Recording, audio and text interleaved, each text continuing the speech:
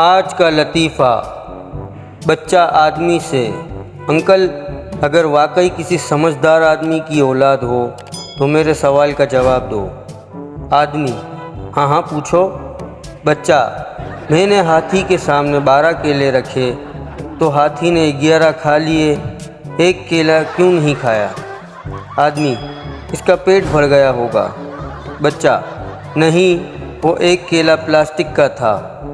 मैंने दोबारा हाथी के सामने 12 केले रखे, इस बार हाथी ने एक भी केला नहीं खाया, बताओ क्यों? आदमी: क्योंकि इस बार सारे केले प्लास्टिक के होंगे। बच्चा: नहीं, इस बार हाथी प्लास्टिक का था। अच्छा, इस बार हाथी भी असली था और केले भी, फिर भी हाथी ने एक भी केला नहीं खाया, बताओ क्यों? आदमी: क्यों? बच्चा: क्योंकि हाथी टीवी में था और केले बाहर।